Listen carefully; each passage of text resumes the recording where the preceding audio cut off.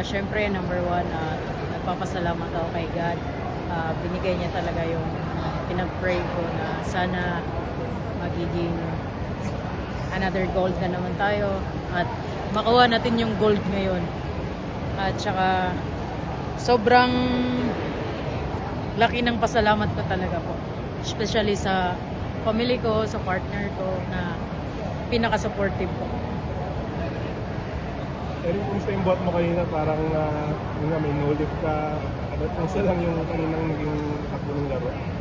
Yung first attempt po, parang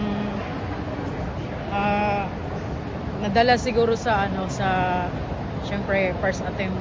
Mahirap talaga yung i-lift yung first attempt na nandun lahat po yung kaba, yung mga ang dami mong iniisip na paano mo siya i-lift po.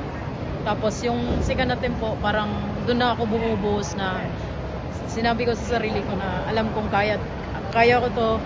Tapos binubuhat ko lang po sa training ko. Kahit sa clean and jerk, medyo gusto naman yung ano mo doon. Ano naman po, parang pagdating sa clean and jerk po, medyo malambot po siya. Pero pinaglaban ko din pala na kailangan ko talaga kunin yung gold para may gold naman tayo.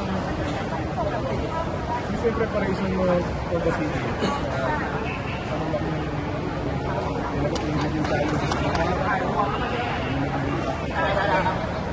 yes po, ang daming challenge po talaga na before kami nag-SEA Games po, galing kami Norway po, naglaro kami ng World Championship.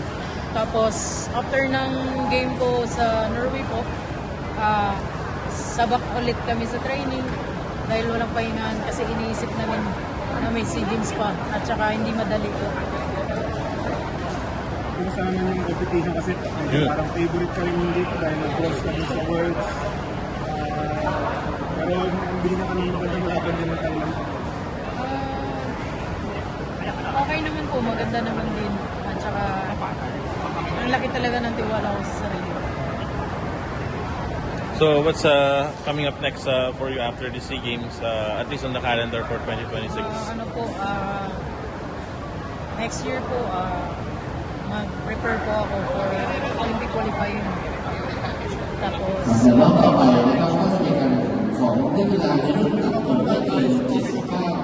okay naman po, okay naman sir. Maganda naman, hindi naman po. Sa Olympics na rin ba Hindi ko pa alam sir kasi wala pang labas na wala pang labas na weight po.